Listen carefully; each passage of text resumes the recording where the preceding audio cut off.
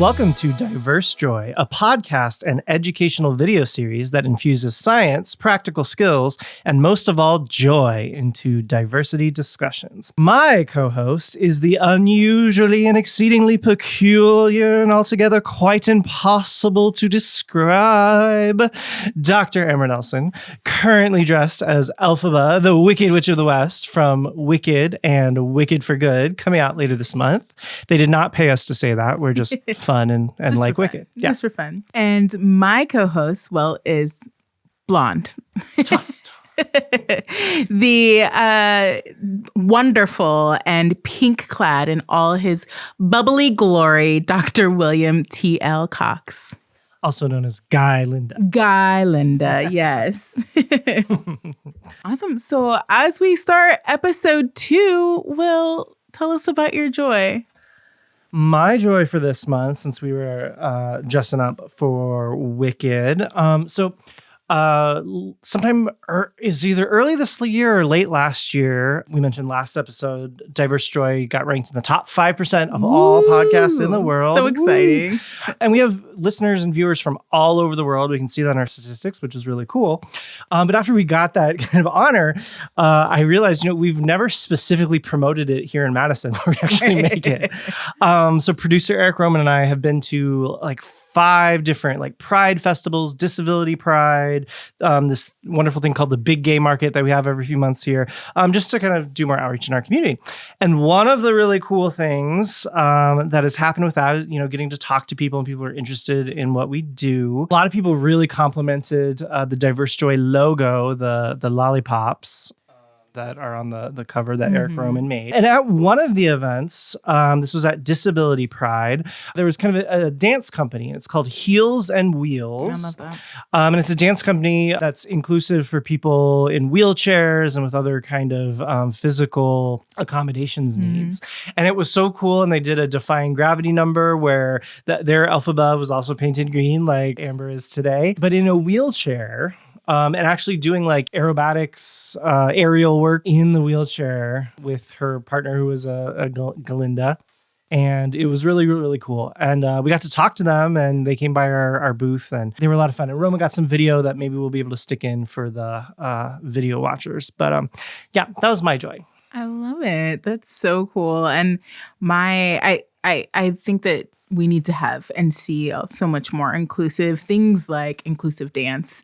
There was a dancer that I follow on TikTok who uses arm crutches. And she was doing a lot of the dances from Wicked, I think. Aww. Also really inspired by their inclusion of differently abled folks within the movie itself, for representation's sake. So I love that. I love Heels on Wheels. And now I need to go and look them up and see them. Yeah, we'll definitely link them with this episode. And and we have some video and pictures with them. So yeah, that's so great.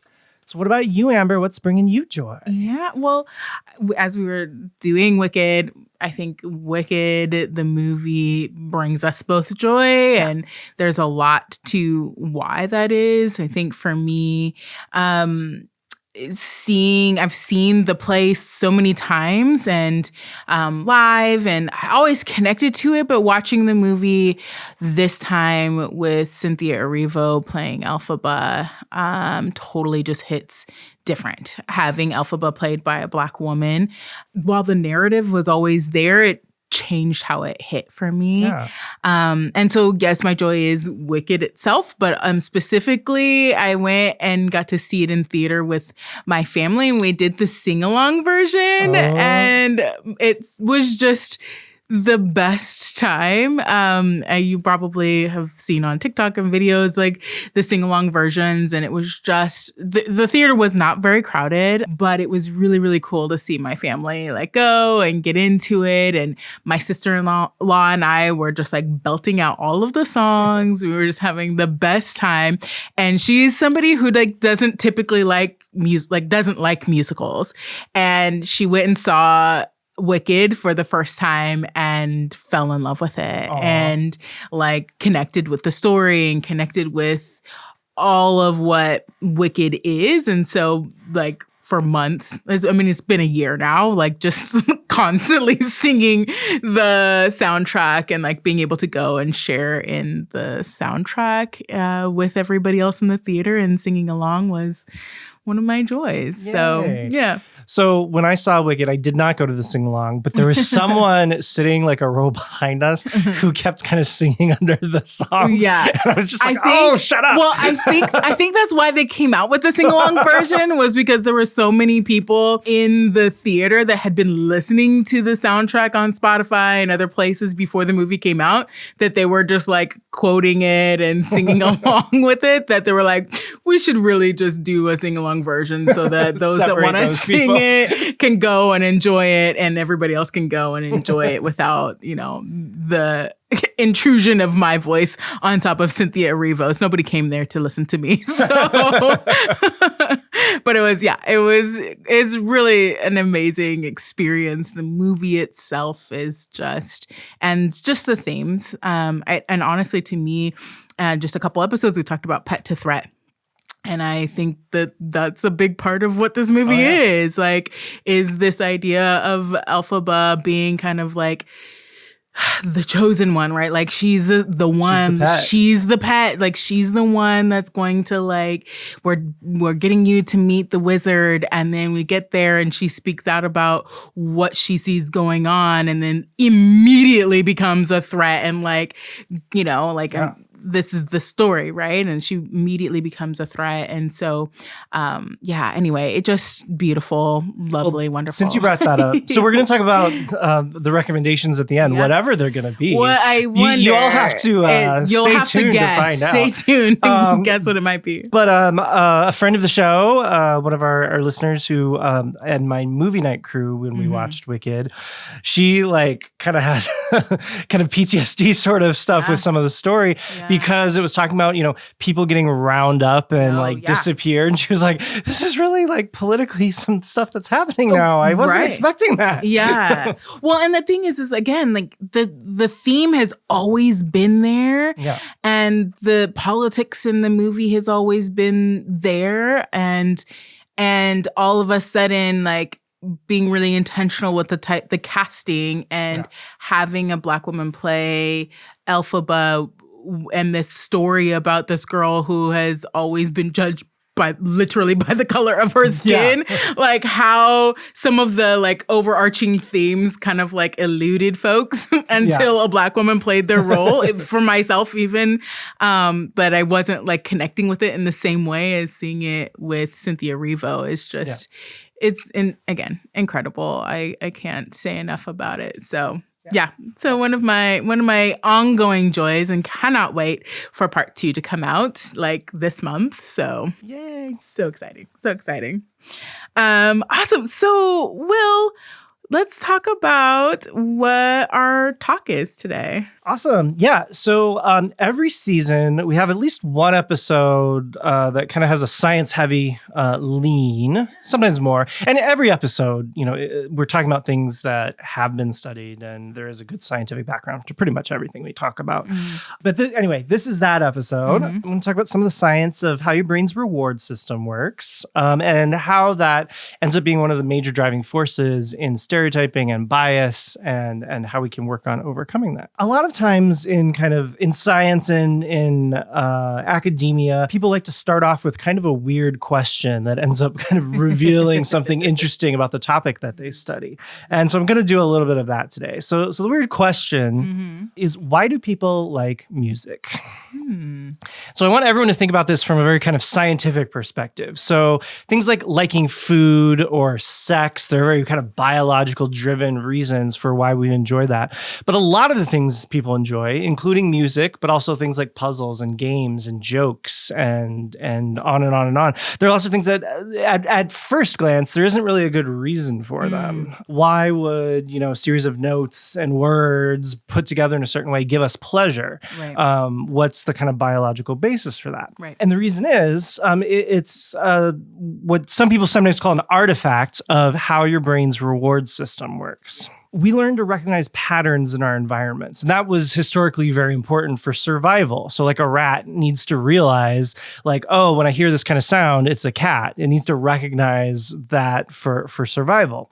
And so our brains respond to patterns in the environment. And so for music specifically, and this is going to get to stereotyping bias, I promise. But for music specifically, what ends up happening when you listen to music is you start recognizing the pattern that the song is taking. So like the dun, dun, dun, dun, and then you're like, oh, dun, dun, dun, dun. You learn to expect it. And so your brain is constantly generating expectations, predictions that then the music kind of upholds or surpasses. The technical term of this is called a positive prediction error. So you predict that something's going to happen, and then it's even better, even more than exactly what you were predicting. And that engages your brain's reward system. And so this is why music is pleasurable. This is why things like puzzles or jokes engage your brain's reward system. Also, something that is in play with stereotyping and bias. So stereotypes are a type of prediction or expectation that we have about people. So we learn to expect that women are going to be loving and nurturing, and maybe men are going to be strong and stoic or something like that. And part of the thing with stereotypes is there's some people who happen to match them and some people who don't. Right. Like if there's a black guy who likes basketball, he matches the stereotype. And there's nothing wrong with that. That's great. You like basketball. Awesome. There's nothing wrong with that. But what that means is as we go throughout our environments, sometimes stereotypes are going to be upheld. Right. And just like the notes in a melody in music, when your expectation is upheld like that, it engages your brain's reward system. In fact, with stereotypes, that kind of reward, it's what we call intermittent reinforcement or intermittent reward.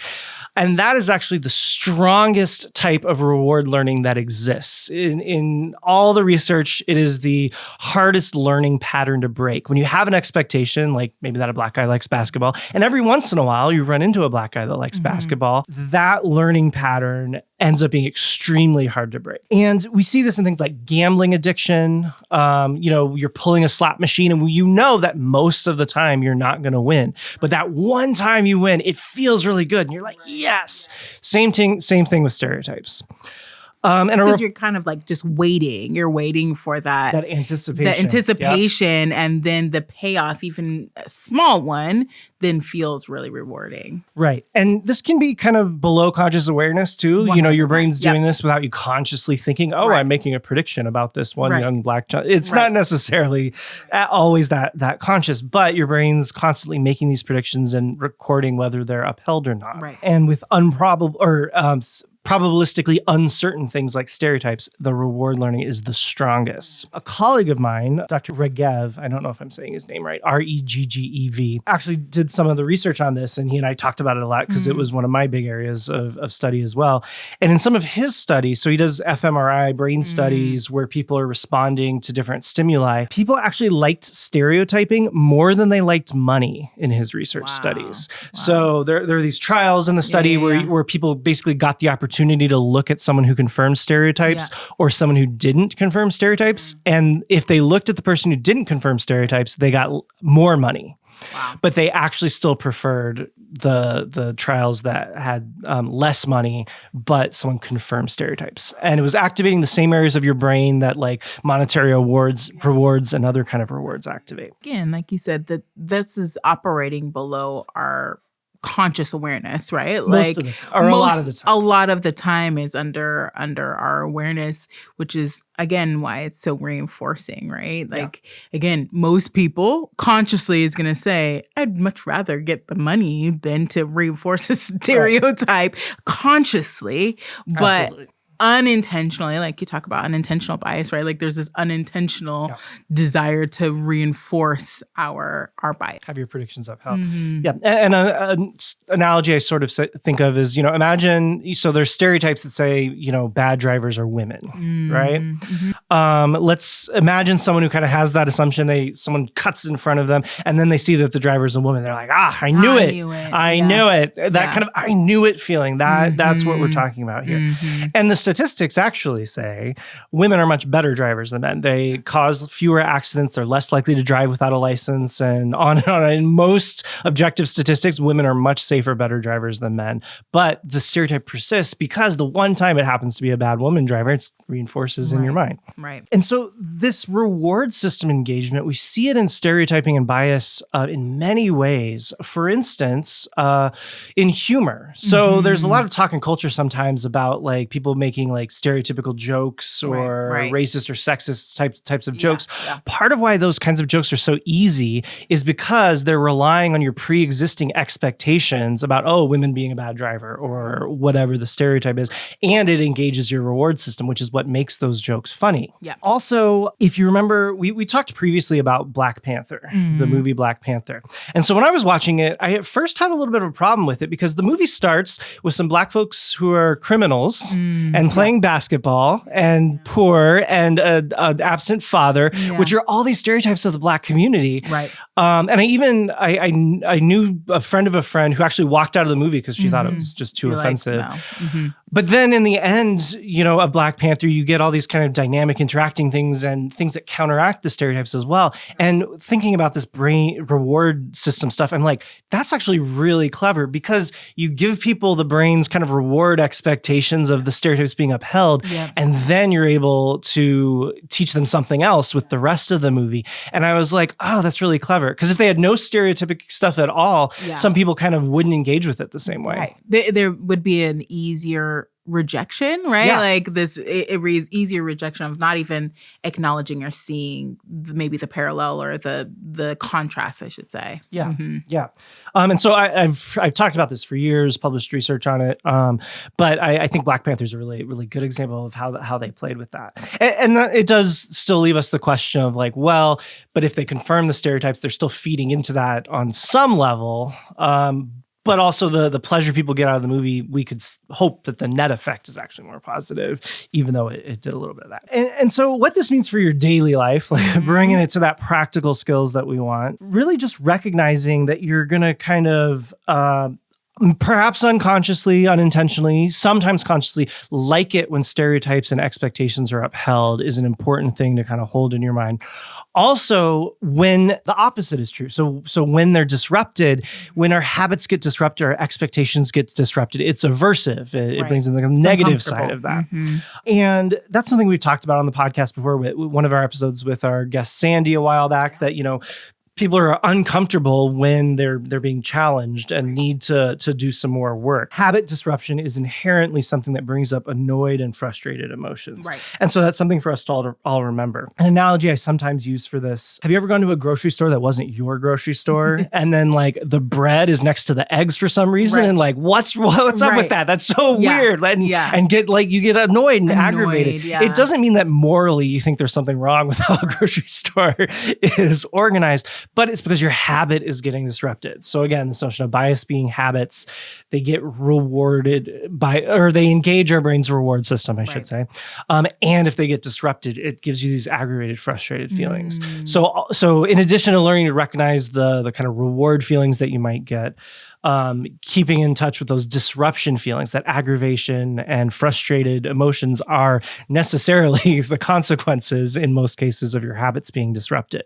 So as we work on breaking bias habits, that's going to happen. Right. Recognizing that like you're gonna feel a little uncomfortable, right? Like as you're raising your awareness, as you're disrupting your natural patterns and brain pathways, right? Like I talk about like we're building new neural pathways. And so it's like our brain is used to driving on a road, right? And you're on a road that has those really deep divots, you know, and you're driving and then your car gets pulled into that. We're now trying to carve a new pathway. So like your brain is going to want to automatically get pulled into that divot, and it takes effort and work to pull yourself out of it. And it can be a little frustrating. And again, take effort and work to maneuver out of the thing that your brain wants to automatically do. And to work against those frustrated feelings and against the kind of reward engagement. Joy is a really good weapon. I know we say that a lot, but that is part of it. Rewarding something something different. So finding, having your expectations disconfirmed, finding that interesting and being curious about it, and finding joy in that can be a good way to help work against these things. You might still have the frustrated feelings, and then you can be like, oh, I learned something. This is great. So bringing in that joy is a big part of overriding these things. Yeah. And that joy too, it really is part of that dopaminergic, right, reinforcement, rewarding system, right? So when we are looking for, like, we're disrupting it, and then we're looking for something that can be joyful, something that can reinforce it, that can help us say, like, this is exciting. Let me find other evidence of these things. Then can again, reinforced by enhancing dopamine. In ADHD, like colloquialisms, we'll talk about dopamining, right? So we're mining for dopamine. Yeah. And so, like, when we're changing our pathways, when we're shifting our perspectives, when we are counteracting those stereotypes, let's find those means of enhancing dopaminergic production. Go dopamining so that we can have more reward associated with the shifting of perspective. And one last thing before we go to break. Sometimes people think with stereotypes, they're like, well, you go throughout the world and you start learning, and, if the stereotypes weren't true out in the world, you wouldn't believe them anymore, because they imagine it like you're doing bookkeeping. Like, okay, I'm counting how many times the stereotype was true, how many times it was false. That is not at all how it works. Because of this reward system involvement, the cases where something is confirmed are much more prominent and have a much bigger effect on you. We can't pretend that we're perfectly rational with how we go through the world and learn these things. And so understanding that there are these additional mechanisms, these reward mechanisms that are going to favor the kind of stereotypes and biases that we've all learned across our lifetimes is a powerful step on the way to do all this work, all this good Jedi work that we talk about every episode. That's right. All right. So now we're going to go on break, and we will be back with our story time.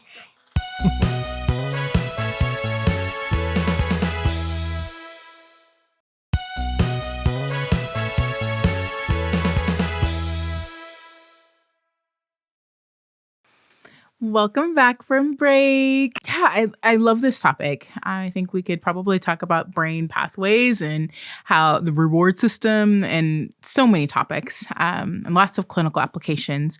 But this is our story time. So Will, and as we always, as you know, we usually have one sort of negative story and then a positive story. Sometimes they relate to our topic, sometimes they don't, but they all have correlations to conversations around diversity and diverse joy. So, Will, you have our first story for today. Yeah. So this was many years ago. I was on a faculty visit where I was interviewing to be faculty. It's more detail than you probably needed. But I got into this conversation with this higher up at this university, a provost or a dean or something. And he looked at my kind of the materials about my career, and he's like, oh, you study stereotypes, huh? Kind of like that. And I could immediately tell where this conversation was going. Like, you get people like that every once in a while who, as soon as they hear you study stereotypes or bias, they've got an opinion, usually something about how good stereotypes are. Right. And this guy was like, well, stereotypes are pretty accurate in my experience. And he told this little story. When he finished his PhD, someone in his family, like at his graduation ceremony, came up to him and was like, oh, so I guess you think you're pretty smart now, huh? And he kind of brought that story to me, and was like, and I think that's a stereotype, and I think everyone who gets a PhD probably thinks they're pretty smart. So the stereotype's true, right? And I don't remember exactly what my response was. I think I talked about, well, there might be that, but also there's bias that disadvantages people of color and so on. But what I wish I had said to him, whether it's debatable whether everyone who gets their PhD thinks they're really smart. Like, we talked about imposter syndrome a few episodes ago, and there are people with self-doubt and so on. But even if you just kind of accept it as generally probably more likely than not, What I should have said to him was, did it make you feel good when your family member said that to you? At your graduation ceremony after you've worked for years to get your PhD for them to be like, oh, you think you're pretty smart now? No, that doesn't make you feel good. That is a rude, awful thing to do. Even if you did think you were smart because you worked really hard and deserved to think you were smart, it's still not a nice thing to do or say to someone. I've never met anyone who said, oh, I'm so happy I got stereotyped. Like, even when it's something that happens to match your personality or what you like, when someone says like, oh, you're Black, you must be good at singing, it robs you of a bit of that talent. Even if you are good at singing. Or, oh, you're gay, you must be fashionable. Like, even if you are. Or like, I'm dressed today wearing flamboyant pink outfit. Like, no one really likes it, saying that because of your group membership, you have this thing. Just appreciate what the person is or is not. So that's a more negative story. And Amber, you have a more positive story today. What's that? Yeah. So I've mentioned before last year, actually, I started getting involved with this nonprofit organization called You Can Do. Shout out to my You Can Do homies. Lots of them watch. And oh man, it's such an incredible organization. And this year I was taking on an interim lead role for the behavioral health team. And I did our diversity, I snuck in a little training during the training around kind of how do we think about diverse campers across the spectrum. That's gender and sexuality, that's race and ethnicity, as well as neurodiversity. And I while I was talking about it, I was feeling a little nervous because I did not ask for permission. I kind of mentioned that I would say, I'll just say a little something about that. But I kind of snuck in a whole little section in the training, and I was a little nervous about how that was going to go over. But as I was doing that, I also shared their diversity, equity, and inclusion statement. And I'm going to read it if I can. My eyes are not great, but at You Can Do, we believe that all people have the right to experience joy, hope, and connection. We are committed to fostering a diverse and culturally inclusive environment in which our differences broaden our awareness, enrich our experiences, and contribute to our collective strength. We commit to listening, learning, and incorporating equity efforts that remove barriers to participation and make space for stakeholders at all levels to form genuine, supportive connections. They also have a statement around gender inclusion, and this is what it says. The mission of You Can Do is to bring joy, hope, and connection to communities impacted by childhood and adolescent cancer. The youth who attend You Can Do have cancer, have recently had cancer, or a sibling of someone who has had cancer, or are a sibling of a child who died due to cancer. There are no restrictions on race, color, sex, gender identity, or expression, religion, or sexual orientation. It is our cancer story that brings us together. Our primary motivation is to provide an excellent camp experience for all youth to feel welcome. You Can Do openly recognizes that at times we have reinforced social norms related to the binary idea of genders that all people are either male or female. Alienation of gender nonconforming, non-binary, transgender youth can be overt, like bullying, or it can be unintentional through cabin assignments, bathroom designations, and use of pronouns. You Can Do embraces the opportunity and responsibility to assist in expanding values of diversity and inclusion, set a better example, and ensure that all campers are welcome and safe at our camp and in our community. As it is true with all our policies, they have been thoughtfully developed to be consistent with our You Can Do spirit. And we understand that some may have questions about this policy in our program. Director is available to address any concerns. However, we believe that attending You Can Do programming is a privilege, and we expect all participants to respect and comply with these policies. And all of that to say, it's incredible. And I was just so taken back that not only did they create a statement that talks about what does diversity, equity, and inclusion mean, but they also recognized their reinforcement of a stereotype and a binary that does not necessarily represent all of its campers. And now they have shifted and changed their policy where they allow their youth to choose which cabin they want to be assigned to that aligns best for their own gender identity and expression. And I remember doing this training and inserting those things and talking about this and talking about how to work with diverse campers. And Thumper, who is You Can Do's CEO, he came out and just had this statement about like, this is not about politics. This is about people and how we can really embody the platinum rule, which is treating others how they want to be treated, and that You Can Do is a place for safety for all of our campers. And this is what it means to create that safety. And I just continue to be just blown away by this organization. Aww. I love them so much. I love participating and being part of what they do in that spirit. But I think that not only is this just a beautiful story about how they treat their campers and what spirit that they embody, but again, how they are actively working against stereotypes, how they are actively doing work, not just saying, hey, this is our new policy moving forward, but we're acknowledging where we came from and the harm that may have been caused by the ways in which we reinforced stereotypes that don't necessarily or need to exist in this space. So, oh, that's so nice. Yeah. Wonderful, positive stuff. Yeah. Way to go, Camp You Can Do. Yay, Camp You Can Do. I love you. Awesome. So next we have our question. Yeah. So a few months ago, I think 3 months ago now, whatever it was, we talked about the pet to threat phenomenon. Right. And in response to our discussion of that, it was a very popular, many people, as we even said in the episode, really respond strongly to this pet to threat notion. And one of the questions we got, so we talked about how pet to threats could drive people away from academia or other careers. They, get brought in and they're treated nicely, kind of like a pet. And then when they start trying to change things, become a threat, like Elphaba and Wicked. Like Elphaba. Yes. And that drives them out. But also, there are other things that might be unique to members of stigmatized groups that drive them out that aren't necessarily related to bias per se. So kind of the question reframed a little by me is, what are some things besides bias and exclusion that might drive folks out of careers or into different careers and so on? Yeah.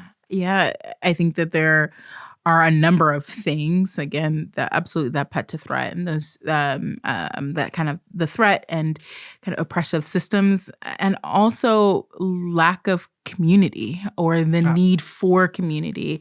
And that's part of representation, but it's also a sense of safety in numbers. It's a safety in being seen and heard. And it's a sense of connectedness. We also talked about inclusion versus belonging, right? And that's part of what community really does. Yeah. And with that, a lot of careers to follow the kind of traditional track, you have to move somewhere. Right. Right. And for folks who are maybe in smaller communities, LGBT folks, people of color, that having our people, our compatriots, people who are like us around us is an important part of our well-being. And I know for me, so that's definitely true for academic tenure track research kinds of positions. Yeah. And, I went on the job market. My story was from one of the times I was on the job market.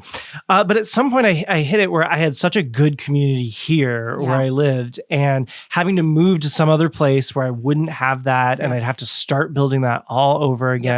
Just, I was like, no, like I'm not going to keep doing this where I'm not going to have to move somewhere just to keep this very restrictive kind of career, where I'm going to lose that kind of community. Yeah. And I've known people I had a colleague who from Madison, Wisconsin, went to University of Alabama, which would not necessarily be a safe place for a gay person. Right. Right. Or maybe people of color as well. And seeing how that path looked for him, I was kind of like, I made the right choice sticking with where I have community. Right, 100%. And sometimes that's shifting from a decision that you did make, recognizing.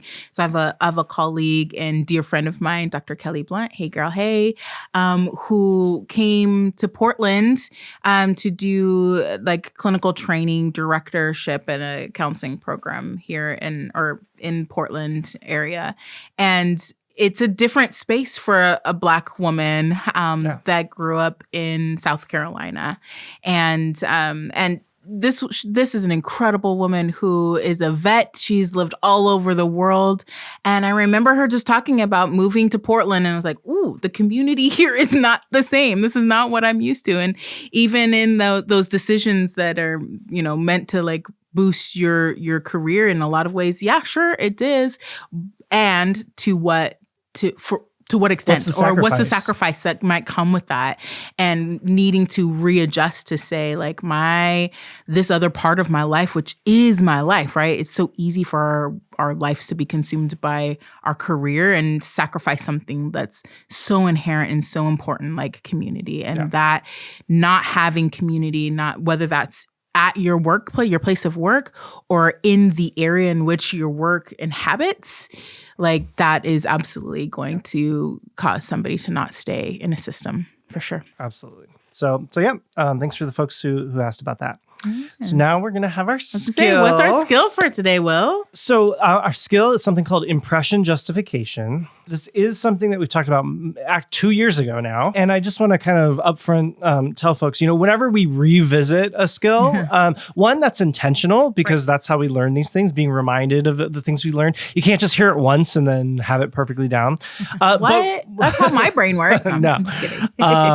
But whenever we revisit a skill, we're going to talk about it differently. So we sat and looked at that episode, Amber and I, before when we were planning this, and we looked at what stories we told and everything, and we're going to use different ones because we have a repertoire now of examples. Some of you send us in. Also, always send us those questions or ways you'd use anything at diversestory.com. We have a form. And so whenever we revisit, like we're doing today, and we'll do a couple other times this season, we're going to talk about it differently. Yep. So impression justification, it actually draws directly on that reward stuff we were learning about. So what impression justification involves is when we're making a decision about someone, if they match our expectations, we have that reward engagement, which gives us a good gut feeling about them. So let's say we're tasked with hiring a new police chief. This is a modified example for one of the research studies actually showing this phenomenon. When I say police chief, what most people are going to think of is probably a man. Yeah. That tends to be the stereotypic expectation. So then if we're looking at like the different people who applied to be a police chief, and we have a man who applied for that male stereotype job, it fits, it matches the expectation. Right. We get that reward engagement. So it gives us a good gut feeling about that male applicant. Right. And so we start with a good gut feeling, and we're looking at his resume and says, oh, he has 4 years of experience. That's pretty good. And we think of the things on his application as more positive because we started with that gut feeling. So we get that impression, that good gut feeling, and then we justify it. We say, oh yeah, 4 years of experience. That's good. So impression justification, that's where we get the term.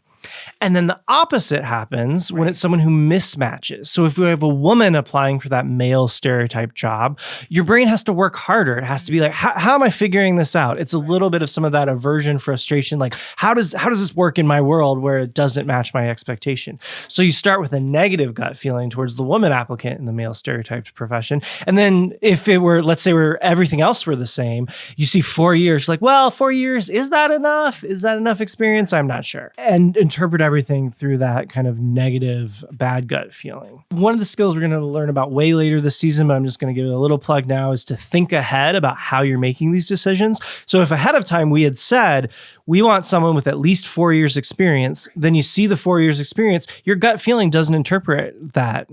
You said we wanted 4 years. So if they have 4 years, it's a good thing. Yeah. And so that's one way to short circuit this, which we'll talk about more later. But these kind of gut feelings, so they can come from the stereotype expectations being met or disrupted, as we've been talking about throughout today. But they can also come from other things like attractiveness. So if you think the person's attractive. So Amber, you have a term for this. What was it? Yeah, it's the halo effect is what the scientific term but I like to call it the thirst trap bias. So if anyone doesn't know what that is, a thirst trap means like you're thirsty means you're kind of horny, attracted to.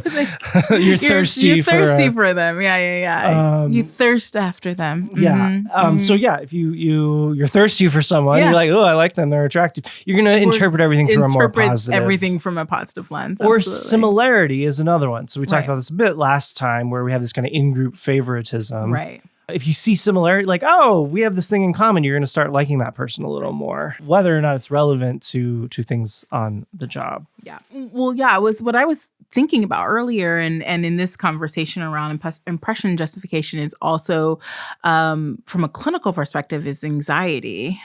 Because we have these ideas or impressions, and often that negative gut feeling about something. And then our most folks' natural response to anxiety producing phenomena is avoidance. And the more that we avoid it, the bigger that gut feeling is, because we don't have these counter narratives to these skills to combat that negative gut feeling. And so it just becomes bigger and bigger and bigger. And so I tell my kids all the time, it's like in CBT, we talk about automatic negative thoughts, right? So with my kids, I call those ants, automatic negative thoughts, ants. And it's like anxiety is taking a magnifying glass to that ant and making it really big, right? The more that we avoid the ants, the bigger they get, right? And so it just reinforces this negative gut feeling, and we tend to avoid it. And we see that when it comes to things around diversity too, that even the best intent, which is, I don't want to say the wrong thing, I don't want to do the wrong thing. And so then we avoid interacting with it, and then that thing that we're afraid of just gets bigger and bigger, and then we end up perpetuating harm anyway, right? That thing that we were afraid of. And so, so I think about like the thing to counteract that, right, is creating more positive experiences, exposure, right? Exposing ourselves to the thing that we are afraid of, that negative experience, having the criteria beforehand, saying like, this is what it is. And then the more positive experiences when it comes to like anxiety, right? The more times that we are exposed to it and we've done well, like I say to my kids, like the more, then you get to be brave. Let's practice being brave. Yeah. We get to practice being brave. And then we have these more positive experiences can then counteract. And then we can replace that negative gut reaction feeling with something that is more positive. We're counteracting that narrative. And what you're saying about kind of avoidance, trying to avoid things tends to be a very poor way of creating change. 100%. That's kind of a universal truth of human psychology. Doesn't work. And so like every once in a while, I might use the term avoiding bias on this podcast, but generally I'm always going to talk about overcoming bias, breaking bias habits, because when people just try to avoid it, they actually often end up showing more bias. Right. You're much better served by saying, how is bias affecting me? What is it? What thoughts it brings to mind? What gut feelings might be arising, like in the impression justification we're talking about, and then tackling that. Yes. So, avoiding it is running away, and then confronting it is tackling. Yes. We want to be tackling it because that's how we can move through it and have better ways of responding. Avoidance just ends up, like you said, with anxiety and more problems and not good solutions. So, yeah. Absolutely. And anxiety dampens dopamine signals, right? So again, you're robbing yourself of joy. And we're reinforcing that negative, those automatic negative thoughts, those automatic maybe negative impressions that we might have. Absolutely. Awesome. This is what we like to do. And I realized in the last episode, so if we have new listeners and viewers, which I assume we're going to have, I mentioned that I was a social psychologist, so a scientist studying these kinds of things. Amber is a pediatric clinical psychologist. Right. So she brings in a lot of stuff. She mentioned CBT, cognitive behavior therapy. A lot of the training and these skills were developed combining the social psychology literature with stuff from the clinical literature. And so we kind of bring those two sides together in this. And you just got to hear how some of that works. A little bit of the clinical side. All right. We're going to take our last little break and come back with our joyful recommendation. Whoop, whoop. Bubbles!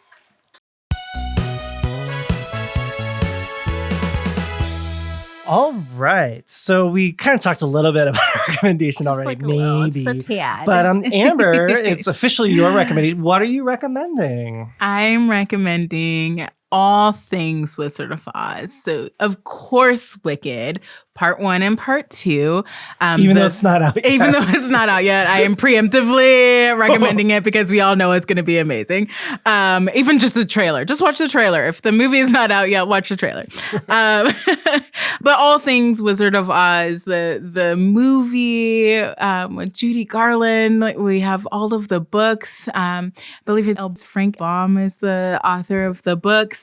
There's the Return to Oz, which I watched recently, and it is a wacky, weird, very weird, kind of dark movie, but also really fascinating story. Kind of going on. Of course, The Wiz, which I saw for the first time. I think it was earlier this year. We had it at movie night. It Michael blew Jackson, my mind. like it's amazing.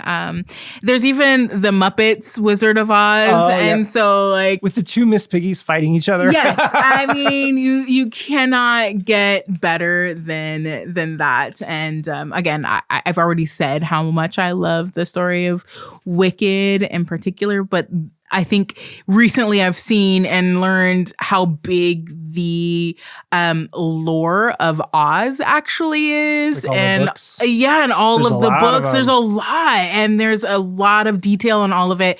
I remember hearing an interview with I can't even remember the title of this guy, but essentially he was their consultant on the world of Oz for Wicked. And I was like, there's a consultant for like the world of Oz. And then I realized, there's a lot of lore. There's a lot written about like this whole world. And so all things Wizard of Oz, I recommend you just get it. Dive in, do a deep dive, watch all of the different films, different adaptations, read the books. It's just a lovely, fun story and lots of different interpretations and diverse perspectives and ways in which the story has been told. So. Yeah, and we did a whole episode on this last season. So in terms of like diversity, which is what we're talking about, you can also learn diversity-related messages through analogy. So as Amber said at the beginning of this episode, looking at Elphaba, and she basically goes through textbook pet to threat. Like if you connect with those messages and think deeply about them, also sometimes listening to the commentary around these things. The book that Wicked was based on by McGuire, I believe. Right. All of this kind of prejudice and oppression stuff, that's what the book was about. Right. 100%. And so you can engage with that and then think about how it connects to the real world and real world diversity related issues, even when it's something fantastical. Yes, 100%. 100%. So yes, go watch and consume all things Wizard of Oz. Yay. Final little wrap up as part of our credits. So my book, Overcoming Bias Habits, is available for you to order now. And at the end of a few of these episodes, we're going to share some of my endorsements. So one of the people who was kind enough to give me endorsement, her name is Lisa Smith.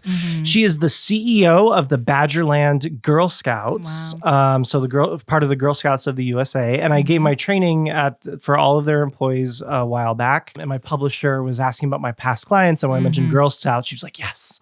And Lisa was so wonderful and willing to do this for me, and so she gave this endorsement so you can hear a little bit about my book. Yeah, and I too just thought that it would be really important and good for us to read them, and so I asked if I could be the one to read them, because I also, while these aren't my endorsements, they echo my voice and praise of my dear friend, Dr. Cox. Aww. Lisa writes, Dr. Cox has a rare gift for translating the science of bias in human behavior into ideas that are clear, useful, and relatable. He shines a light on how bias shows up in everyday life, all while staying grounded in what it means to be human. Lisa Smith. Oh, thank you, Lisa. Yeah, I can't agree more. So yeah, definitely, y'all are gonna have to go get that book because it's pretty darn good. Thank you. I'm Dr. William Cox. And I'm Dr. Amber Nelson. Diverse Joy is produced by Eric Roman Beining with music by Jay Arner. Follow us at Diverse Joy on most social media platforms for extra content. If you enjoy the show, help us reach more people by leaving 5-star reviews or by recommending it personally. Word of mouth accounts for 70% of how people find new podcasts. New episodes released the first Wednesday of every month. We haven't missed a month yet, and we don't plan to. Watch us on YouTube, listen in any podcasting app, or check us out at diversejoy.com, where you can also find additional diversity education resources, buy some incredible merchandise, or donate to support the show. Diverse Joy is the official podcast of Inequity Agents of Change, a nonprofit devoted to evidence-based approaches to reduce bias, create inclusion, and promote equity. All that good Jedi work. Learn more at biashabit.com. Thank you for joining us. Now, go find your joy. Bye. Bye.